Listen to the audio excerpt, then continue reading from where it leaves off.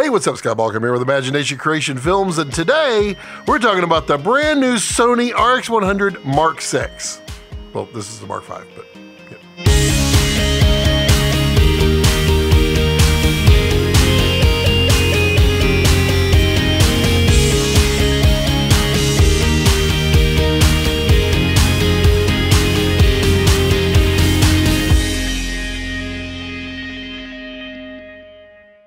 So there's a lot of people talking right now about the brand new, just released Sony RX100 Mark VI. Now, I've been a user of the Mark V right up until the point where I dipped it into the ocean permanently and it no longer functioned, but I did enjoy the usage of the RX100. So I have a lot of experience with the Mark V, and I have been reading a lot about what the Mark VI is and what it isn't. And I want to go through this and tell you about all the things that you need to know, the differences, and is it really worth it? Before we go into that, I would like to ask that you click that subscription button because I want you to join this community and be a part of it. And the best way to do that is to click subscribe. Also, you can follow me on all of the social medias. Just find my name, Balkum. I'm there. Let's be friends. Let's jump in. So the RX100 Mark VI. Almost no one in the world has got their hands on this. I don't have my hands on this. Everybody is reading specs, and I am interpreting specs. And why I'm interpreting specs is because I know what they say versus what it actually can do. So there's a bunch of things that have changed between the older RX100 Mark V and the RX100 Mark VI, and there's a bunch that's absolutely stayed the same. So let's go through what they have added or changed on the Mark VI over the Mark V. One of the big changes that they have done for the Mark VI is they've taken the 24-70 equivalent lens and they've replaced it with a 24-200. Now, that in and of itself may seem like, oh my God, that's an amazing thing, but there's a trade-off on doing that. So both of the cameras actually have a variable aperture. So it is a low aperture when it is wide, and it goes into a higher aperture when it is telephoto. That's just the design of the lenses. Is also keep the cost down, keep the weight down. So the 24-200 equivalent in the Mark VI is an f2.8 and up, whereas the Mark V 24-70 equivalent is an f1.8.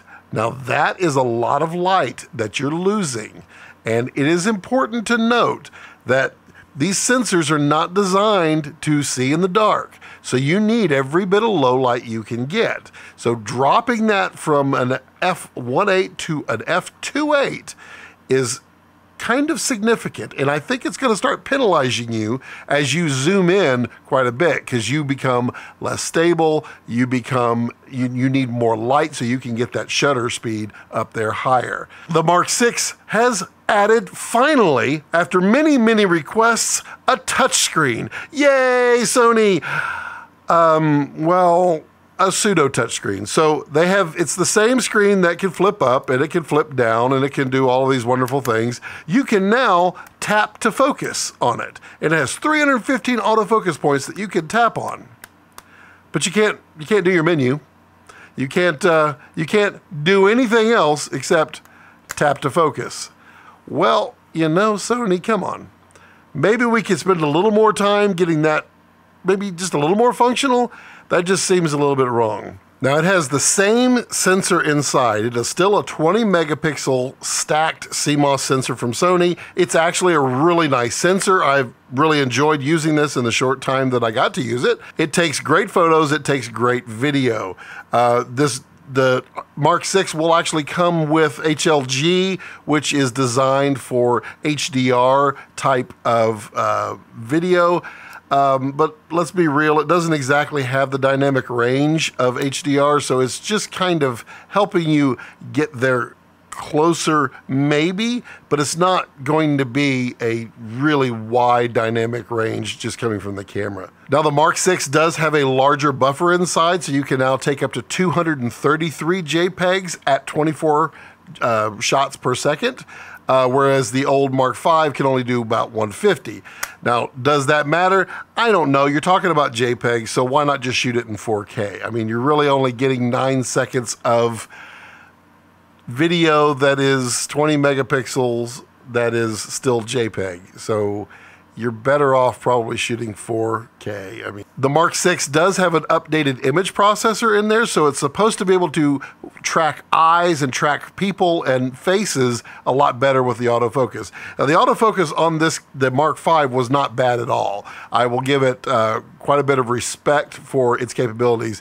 It's not a Canon autofocus system, but it is a pretty respectable one. So the new one with its more 315 different autofocus spots and its new facial recognition and eye tracking should help to make this even better. Now, the autofocus speed is also supposed to be increased because of the new processing and the new autofocus points, but again, that'll be in the real world. We'll just have to find out. So the Mark VI uses the same batteries as the Mark V, so it's going to have about the same battery life.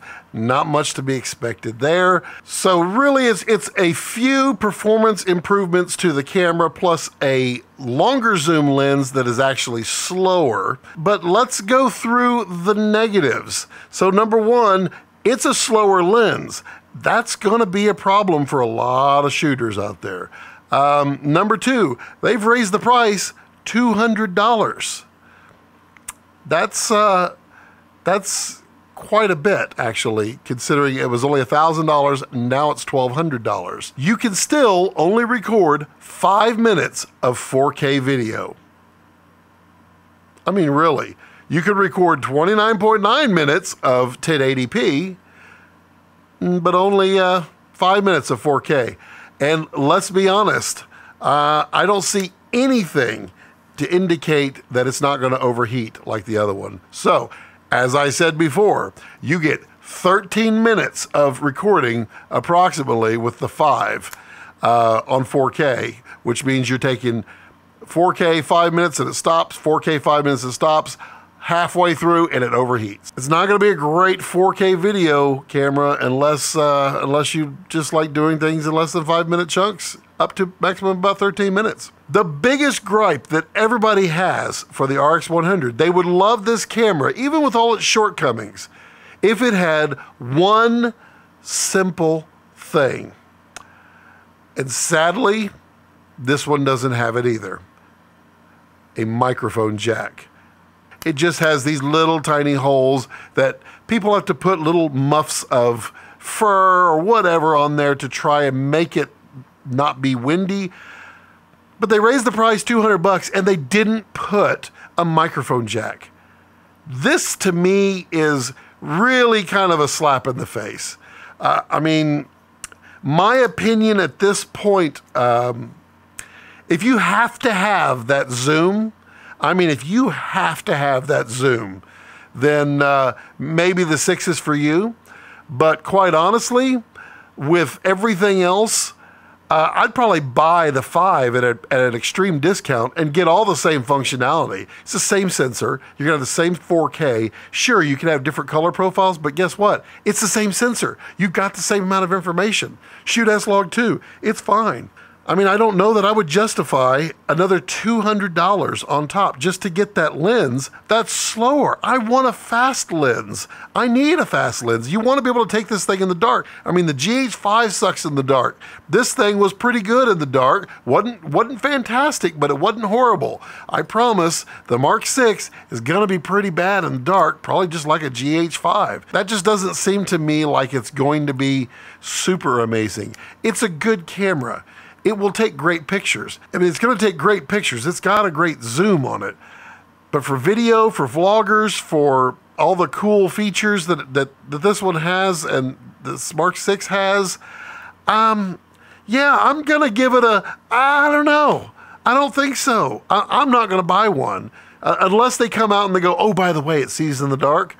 Maybe I'll change. I mean, I was a little hopeful that when they slowed down the lens that maybe they gave it a higher sensitivity on the sensor. No, it's not. It's the same one, same sensitivity. I'm gonna advise, and you're paying exactly what my advice is worth half the time, which is zero. But in my opinion, I'm going to advise not rushing to the store and buying this. I think this is not I don't think this is a big change. I'm not sure it's worth the $200, and I'm not sure it's even worth getting this at a discount when this is already a great camera if you don't dump it in the ocean. Yeah. So the RX100 Mark VI, I don't know. I don't think I will. I don't think I will. So as always, if you have any questions or comments, do feel free to put those in the comment section below. I do try to read and respond to each and every one, even if it's just to say thank you. Do click that subscription button. I want to build this community, and I think you'd be a great part of it. If you click that little alert bell next to it, that way you'll be alerted every time I upload a video, and if I'm live streaming, because you want to know, right? Also, find me on all the social medias. You can find me at Scott Balkum on Instagram, on Twitter, on Vero, on Facebook. All of those, you can find me there. You can also find me as Imagination Creation Films on all of those. I do have a Patreon, so if you feel so inclined to support me on Patreon, I really appreciate that. You're helping me make better videos for you. That's what this is about. As always, none of my tutorials, my reviews, my opinions, none of that is going to be held behind a Patreon paywall. So you're always getting the access right here, but going over to Patreon and just giving me a little monthly support is a great way to just say, thanks, Scott, you do a good job. You pretty cute. And yeah, as I always like to leave it, don't let your passions center around your life. Let your life center around your passions.